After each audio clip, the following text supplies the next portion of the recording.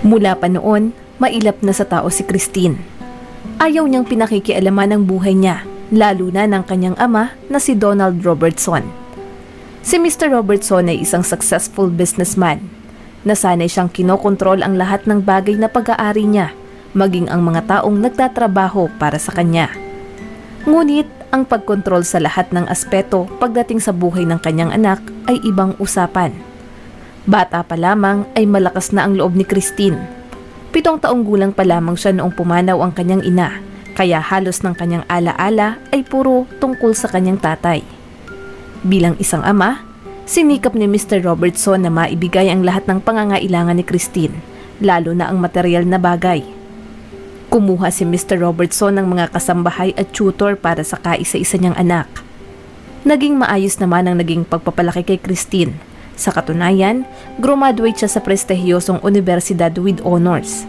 Kumuha rin siya ng degree sa economics dahil ito ang gusto ng kanyang ama. Napanatag naman ang loob ni Mr. Robertson dahil sigurado siyang magkakaroon na ng maayos na buhay si Christine kahit wala na siya sa mundo. Ngunit ang hindi niya alam, magsisimula pa lamang pala ang problema sa kanilang pamilya.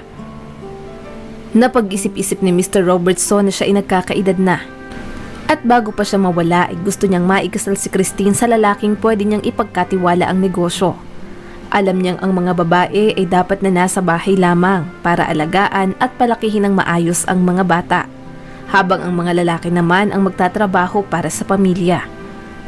Sa kabilang banda naman, alam ni Christine na ang kanyang ama ay mabilis uminit ang ulo at hindi marunong makinig sa mga katwiran niya, kaya sinikap niyang huwag makipagtalo rito, subalit noong sabihin ni Mr. Robertson na nakahanap na siya ng lalaking pakakasalan ni Christine, ay malaki ang naging pagtutol ng dalaga.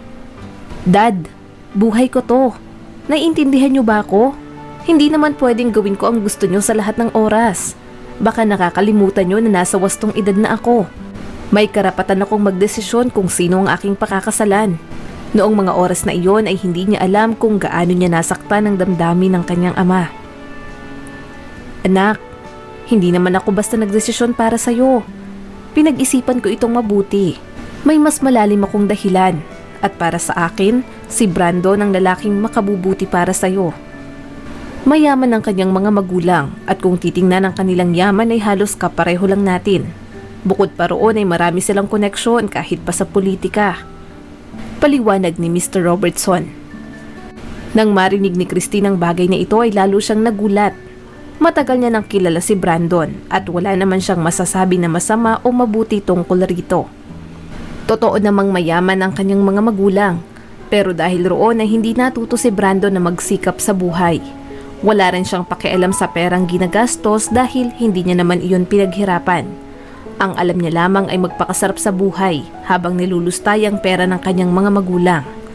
Sa kabila nito, para kay Christine ay wala siyang karapatan na husgahan ng pagkatao ni Brandon dahil pareho lamang sila ng katayuan sa buhay.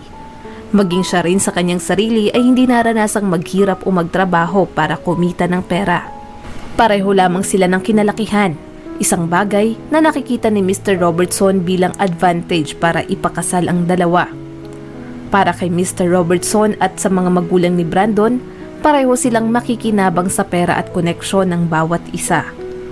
Sa kasamaang palad, mukhang walang interes o anumang nararamdaman si Brandon para kay Christine. Para mapabilis na ang kasunduan, nag-usap na ang dalawang pamilya. Plano nilang magkaroon ng public engagement party para kay Brandon at Christine nang sa gayon ay hindi na sila makatanggi pa. Noong mga panahong iyon, ang buong akala ni Mr. Robertson ay ginagawa niya lamang ang sa tingin niya ay makabubuti para sa kinabukasan ng kanyang anak at siguradong pag natuloy ang kasalan ay magpapasalamat si Christine sa kanya. Para maisagawa ang plano, nagbook si Mr. Robertson ng restaurant. Inimbitahan niya si Brandon at ang mga magulang nito, ilang malalapit na kamag-anak at kaibigan sa gagawing dinner at engagement party. Nasisiguro ni Mr. Robertson na magiging maganda ang kalalabasan ng kanyang plano. Hindi sumagi sa kanyang isip na baka hindi umayon sa kanya si Christine. Naniniwala siya na magbabago ang isip ng kanyang anak kapag na-corner niya ito. Walang kaalam-alam ang dalaga na pati ang kanyang mga kaibigan ay inimbitahan rin ng tatay niya. Iniisip ni Christine na ang dinner na iyon ay tulad lamang ng normal nilang ginagawa kasama ang ilang mga kakilala at business partners upang mapalakas ang kanilang koneksyon. Ngunit, nang makita niya si Brandon sa restaurant ay parang kinutuba na siya. Panay pa ang pagpapatawa ni Mr. Robertson sa mga bisita habang naghahapunan. Ilang sandali pa ay tumayo ito para hingiin ang atensyon ng lahat. Tumingin muna siya sa mga magulang ni Brandon bago muling nagsalita. Una siyang nagpasalamat kay Alfred at Penelope dahil napalaki nila ng maayos si Brandon. Pinuri niya rin si Brandon dahil sa dedikasyon nito pagdating sa negosyo. Subalit, nang magsimula si Mr. Robertson na isa-isahin ang mga katangian ni Christine, na-realize ng dalaga na noong oras na iyon ay i-announce nito ang kanilang engagement. Hindi ito maaari. Hindi ko gusto ang mga nangyayari. Bulong ni Christine sa sarili. Hindi siya makapapayag na masunod na naman ang gusto ng kanyang ama. Matanda na siya at kaya niya nang magdesisyon para sa kanyang sarili. Naniniwala siya na kaya niyang humanap ng tamang lalaki para sa kanya. Pero ngayon, inunahan na naman siya ng kanyang tatay sa pagdedesisyon. Kaya naman, bago pa matapos sa pagsasalita si Mr. Robertson, tumayo si Christine bago dali-daling naglakad papalabas sa restaurant na iyon. Nagulat ang lahat sa nangyari. Maging si Mr. Robertson ay napahinto rin sa pagsasalita dahil sa inasal ng kanyang anak. Sumuway na naman ito sa kanya at wala siyang magawa kung hindi ang asikasuhin ng mga bisita at gumawa ng dahilan sa nangyari. Alam ng mga bisita na may importanteng announcement noong gabing iyon pero hindi na sila nagtanong pa. Nalulungkot si Mr. Robertson kaya napagpasyahan niyang umuwi na kaagad. Gusto niyang makausap ng masinsinan si Christine pag uwi ng bahay. Pero nagulat siya. Iniisip niya na magkukulong ito sa kwarto pero naroon ito sa sala. Alam mo ba kung gaano kalaking kahihiyan ang ginawa mo ngayon? Tanong niya sa anak. Wala na ba kayong ibang alam na gawin kung hindi ang pilitin ako na gawin ang gusto nyo? Pilitin akong ipakasal sa lalaking hindi ko naman mahal? O talagang ang pagpapakasal ko ay parte na rin ng negosyo nyo? Umiiyak na sagot ni Christine. Ilang minuto pang nagkasagutan ang mag-ama bago pumasok si Christine sa kanyang kwarto. Alam niyang sarado na rin naman ang isip ng tatay niya. Kaya kahit anong sabihin niya ay hindi naman ito makikinig. Kinabukasan, maagang nagising si Christine. Umalis siya kaagad ng bahay nang sa gayon ay hindi siya makita ng kanyang ama. Dahil hindi siya nakapag-almusal, kaya dumaan muna siya sa paboritong coffee shop. Kahit maaga pa ay marami na ang tao sa loob. Karamihan sa customer ay mga estudyante at biyahero. Dahil wala na masyadong maupuan, napili ni Christina doon sa pinakadulong mesa. Pagkaupo niya pa lamang ay lumapit ang isang lalaki upang tanungin kung may nakaupo ba roon. Bakante naman ang upuan na yan. Mag-isa lang ako. Nakangiting wika niya sa binata. Sa itsura ng lalaki ay simple lamang ito.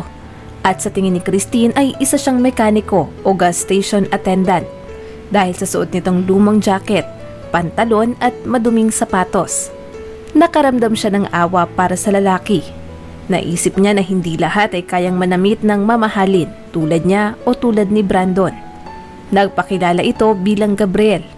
Nagtatrabaho raw siya bilang truck driver sa malapit na farm. Nagpakilala rin si Christine. At doon, nagsimula ang kanilang pag-uusap. Wow, hindi sumagi sa isip ko na isa kang truck driver. Nakangiting wika niya rito. Nako, bata pa lang ako ay sa farm na ako lumaki. Ang tatay at lolo ko ay parehong driver ng truck. Naikwento rin ng binata na ulilan na siya sa ama dahil sa nangyaring aksidente noon. Kaya ngayon, tanging ang nanay niya na lamang ang kasama niya sa bahay. Nalungkot si Christine para kay Gabriel. Mabilis na lumipas ang isang oras. Hindi nila namalaya na matagal na pala silang nag-uusap. Bago magkahiwalay, napagkasunduan nila na muling magkita sa parehong lugar. Kinabukasan, hindi maintindihan ni Christine kung bakit komportable at kalmado ang kanyang pakiramdam kapag kasama si Gabriel. Wala man itong maraming pera at maganang sasakyan pero mukhang hindi naman ito iniisip ng binata dahil kontento na siya sa buhay na mayroon siya. Nakikinig lamang si Gabriel sa kwento ni Christine. Matapos ang pangalawang pagkikita ay nasundan pa ito ng maraming beses. Naging magkaibigan sila at masaya sa piling ng isa't isa. Kaagad napansin ni Mr. Robertson ang pagbabago sa mood ng kanyang anak. Palagi itong nakangiti at masayang makipag-usap.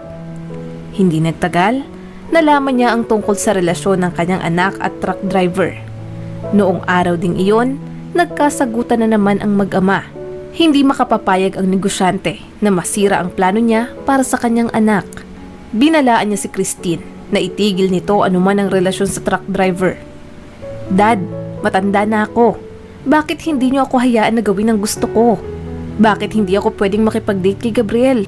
Lumuluhang wika ni Christine. "Hindi mo ba naiintindihan na sisirain lang ng lalaking yan ang buhay mo? Ang magsasakang yan ay bibigyan ka lang ng problema at ibabaon sa utang. Pati na rin ang mga anak ninyo ay magugutom." Napagod na si Christine makipagtalo sa kanyang ama kaya napagpasyahan niyang tawagan na lamang si Gabriel para makipagkita dito. Ipinagtapat niya ang kanyang problema. Nakinig naman si Gabriel bago nagsalita. "Kung ayaw akong makita ng tatay mo, edi doon ka na lang tumira sa bahay kasama ang nanay ko." Nakangiting wika nito habang hawak ang kamay ng dalaga. Ilang sandali munang nag-isip si Christine bago pumayag sa ideyang ito.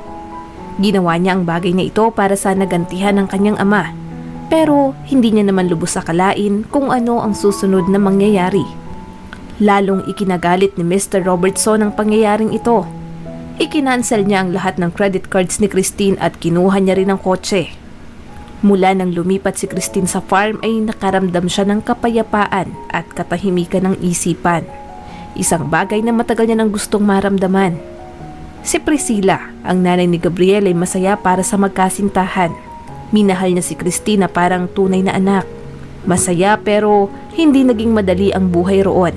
Pero sa kabila nito ay hindi nagreklamo si Christine. Sinikap niyang masanay na makipagkapwa-tao at makontento kung ano ang mayroon. Hindi na nakatiis pa si Mr. Robertson, kaya isang araw, napagpasyahan niyang kumuha ng private detective para malaman kung kumusta na ba ang kanyang anak. Noong mga panahong iyon ay hindi niya pa alam na nagpakasal na pala ito, kaya umaasa siya na babalik si Christine nang sa gayon ay maipakasal kay Brandon. Makaraan ng isang linggo, bumalik ang detective upang i-report ang lahat. Galit na galit si Mr. Robertson dahil nagpakasal ang kanyang anak sa isang truck driver at magsasaka. "Anong pangalan ng lalaking yan?" tanong niya sa detective. "Gabriel Miller, sir." Namutla si Mr. Robertson sa narinig. Imposible. Baka coincidence lamang iyon.